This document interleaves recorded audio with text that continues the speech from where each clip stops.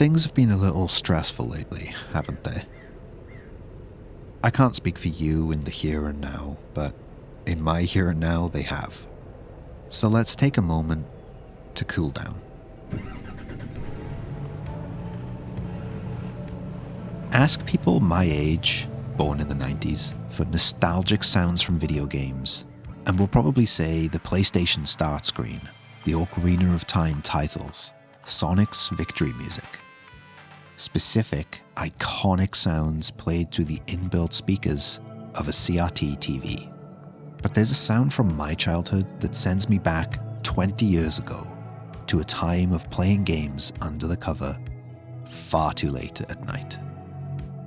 Grand Theft Auto Vice City Stories on the PlayStation Portable was a game I played far too young. Although the destruction and mayhem the whole franchise is built upon wasn't really what I enjoyed about it.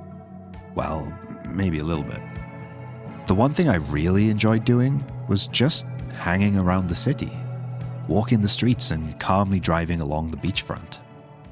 When I remember those nights pretending to sleep while hiding the PSP under my sheets, the sound that plays in my head is a lone engine whirring by through those tiny PSP speakers. These early Grand Theft Auto games were in an odd situation where they'd be presenting you these cities that should be packed with cars and people, but the games were constrained by the power of their systems. So, these bustling roads were instead strangely quiet. I'd wonder what should be a crowded street, as only every few minutes a car would drive by, or I'd hear the occasional voice from across the road. At the time, these city blocks didn't seem so sparse. If you were playing games back in 2006, then the older Grand Theft Auto games might have actually impressed you with their populated open worlds. But I think even back then I felt some sort of strange quiet in those games. That might have been what I enjoyed about them. See, right now, I would really, truly love to be in an empty city that's still busy and vibrant.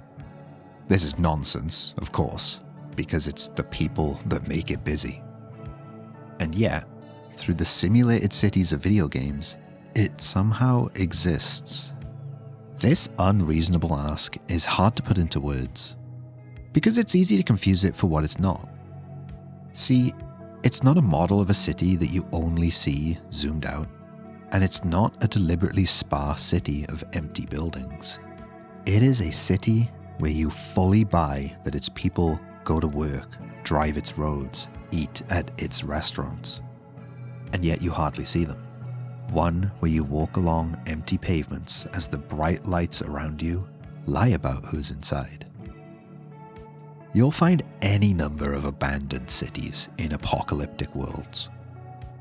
But there's a very different feeling when the obviously empty city you're in insists that it's thriving. Easy Delivery Company is a PS1-style indie game from 2025, developed by Sam C. You play as a cute, low-poly cat delivering packages in your little truck between quiet, snowy towns.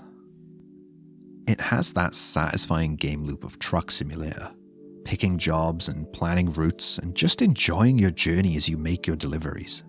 A nice distraction from reality. Sorry, fuel was how much? The gameplay is fun but simple, and the story and characters are interesting. But the main reason I'd recommend Easy Delivery Company is for the atmosphere. While the option to chaotically hurl yourself across the mountains is there, the freedom to make your deliveries without a time limit led me to a more relaxed playstyle. Sleepily driving between towns, taking my time to pull up at the side of the road, make a fire, and brew some coffee. I would switch between listening to the slow, chill music on the radio to just the sound of my engine cutting through the icy wind as a midnight drive takes me to a lonely corner of the fishing village.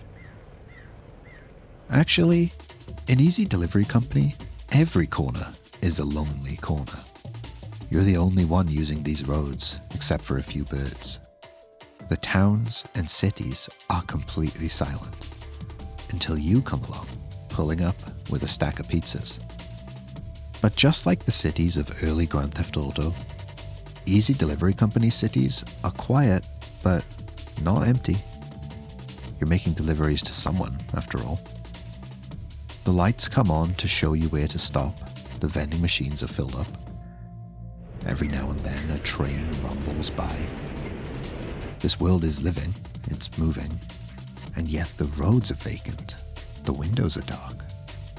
I'm going to lift the mask off Easy Delivery Company, just a little tiny bit, because there's something more to this quiet and moody world. Something mysterious and just a millimeter into spooky territory. The empty roads of Easy Delivery Company do more than just emulate the hardware limitations of the PS1 era. This frozen, inhospitable place is used deliberately to play into the deeper mystery behind the world and its characters. You do get to meet and interact with characters in Easy Delivery Company. They have personalities and they talk a little about their relationships, so you know they are living and interacting with this world, but they never move. They never leave their shops. They're frozen in place. Once you travel to different locations, you'll find the same buildings populated by the same low-poly cats. Not just repeated character models, the exact same characters you met elsewhere, who remember you and carry on like they haven't moved at all. So, while the towns of Easy Delivery Company are believably alive on the inside, the more you interact with the citizens, the smaller and quieter it becomes. Back in Grand Theft Auto, NPCs wander back and forth the streets of Vice City, every now and then calling out their various voice lines. In no time at all, you'll start hearing repeated lines and seeing identical character models come along, also repeating those same phrases. What initially gave believability to the people of the city, instead exposes its facade. This very idea is what Easy Delivery Company is playing with.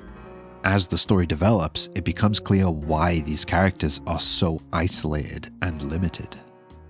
I won't say where it goes because it's a short enough experience for you to see for yourself, but this game does some cool stuff with this pseudo hardware limitation. This leaves me with one last piece that makes up Easy Delivery Company's eerie but peaceful atmosphere. The one character you do get to see along the roads, who seems to actually move and interact with the world outside their allotted location. As you pass through the snow-laden streets, a soft and somber whistle emerges through the wind. MK the dog, the only dog in the game, is stood by a fire at the side of the road. MK guides you through the game. They introduce mechanics and gently push you towards the next step in the story. Unlike the static characters you're picking up packages from, MK moves along as you progress. They react to your actions and are aware of changes in the world. In this cold and motionless land, MK is an oasis.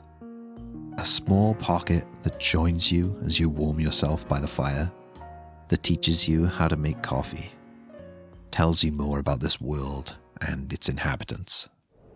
They're a small presence in the game really, only taking up a brief amount of screen time, but those long, lonely deliveries become a lot less lonely when you know somewhere along the road you're going to run into MK's song, carried through the wind to the sound of your lone engine whirring by. And if that's not your thing, you can just slam some duct tape on your delivery and launch yourself down the mountainside.